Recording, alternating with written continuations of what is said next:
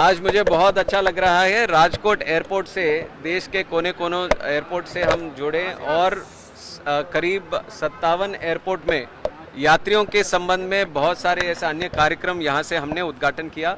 खास करके उड़ान यात्री कैफ़े जो पब्लिक ने बहुत अच्छी तरह से रिसीव किया कि कम दामों में हम टी, कॉफ़ी और समोसा जैसी चीज़ें, स्नैक्स भी हम उनको दे पा रहे हैं।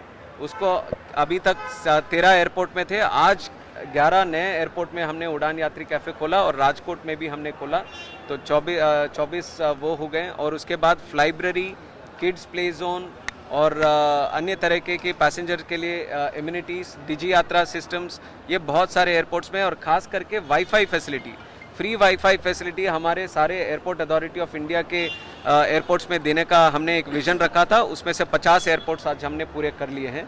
तो ये लगातार ये कोशिश हमारी चलती रहेगी कि यात्रियों की संख्या जिस तरह से हमारे देश में बढ़ रही है, आदरणीय प्रधानमंत्री नरेंद्र मोदी जी की जो सोच है कि आम आदमी को भी ये हवाई यात्रा से हमें जोड़ना है, उसमें काफ़ी विजय हमने हासिल किया पिछले 10 साल में। और उसको नए स्केल पे अभी आगे बढ़ाने के लिए 29,000 करोड़ का उड़ान का मॉडिफाइड स्कीम भी हमारे कैबिनेट का अप्रूवल मिल गया है, जिसका लाभ भी आम नागरिक को मिलने वाला है। कनेक्टिविटी और बढ़ेगी, नए एयरपोर्ट भी अब ज़्यादा बनेंगे, हेलीकॉप्टर ऑपरेशंस भी हमारे देश में बढ़ेंगे। तो हमारा संकल्प एक ही है कि विकसित भारत 2047 में सिविल एविएशन का एक बहुत बड़ा भूमिका जो है उसको पूरी तरह हम निभाएं। और आजकल देखेंगे तो आप छोटे छोटे शहरों में, टियर 2, टियर 3 सिटीज़ में भी एविएशन का डिमांड बढ़ गया है। लोग चाहते हैं कि कनेक्टिविटी वहाँ से बढ़े, जहाँ पे एयरपोर्ट नहीं है लोग चाहते हैं कि वहाँ एयरपोर्ट भी बढ़े। ये सोच में जो बदलाव ये भारत में आए, ये हमारे आदरणीय प्रधानमंत्री जी लेकर आए हैं, जिसका लाभ हमारे देश की जनता को, खास करके हमारे युवा लोग जिनके आशा और आकांक्षा इतनी बढ़ रही हैं, एस्पिरेशंस इतने बढ़ रहे हैं, बड़े बड़े काम करना चाहते हैं, नए नए काम करना चाहते हैं, उन सबके लिए एक लग्जरी है ये समय का बचत। अगर जिसके पास समय है, मान लीजिए उसके पास बहुत पैसा है, तो उस समय का ये चेंज ये हमारे एविएशन के थ्रू हम लेकर आए। और राजकोट में खास करके यहाँ पे भी एक डिमांड था कि इसको जल्दी से जल्दी इंटरनेशनल एयरपोर्ट बनाए। उसका काम ऑलरेडी हमने शुरू कर दिया है।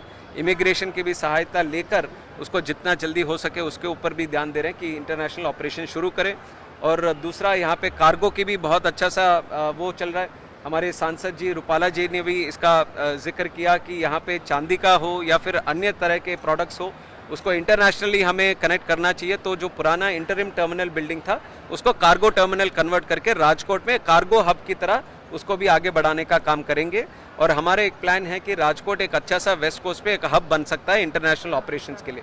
जैसे इंटरनेशनल एयरपोर्ट होगा, उसके बाद इंटरनेशनल ऑपरेशंस पे भी एयरलाइंस के साथ बात करके उसको भी आगे बढ़ाने का काम करेंगे।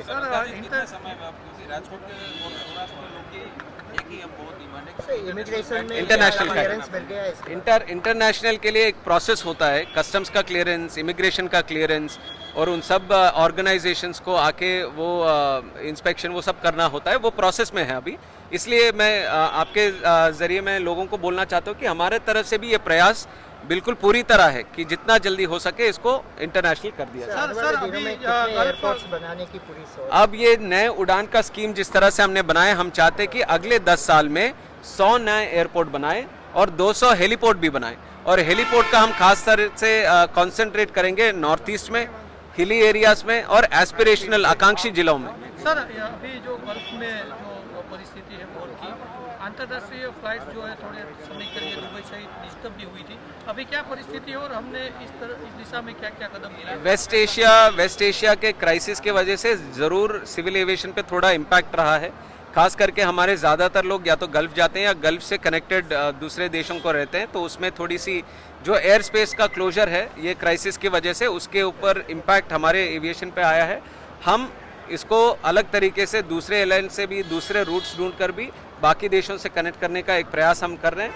और उस जगहों से, गल्फ कंट्रीज से इतने दिन में खास करके 5 लाख लोग तक हम वापस लेके आ सकें। तो एविएशन ऑपरेशंस जब भी वो एयर स्पेस वहाँ पे खुल रहा है तो एयरलाइंस की सहायता लेकर ऑपरेशंस को हम जारी रखें। 9 महीना हो चुका है एयर इंडिया का क्रैश हुआ, क्या कोई रिपोर्ट सामने आ रही है उसमें? नहीं, एयर इंडिया का वो अभी इन्वेस्टिगेशन पूरी तरह से चल रहा है, सक्षम तरीके से चल रहा है। एयरपोर्ट AIB जो उसका मैंडेट है कि ये इस पर इन्वेस्टिगेशन करे, वो इंटरनेशनल सबके साथ उनका प्रोसेस में वो बिना कोई इंटरप्शन के साथ वो कर रहे हैं। मेरे को लगता है कि बहुत ही जल्द उसका रिपोर्ट आने वाला है।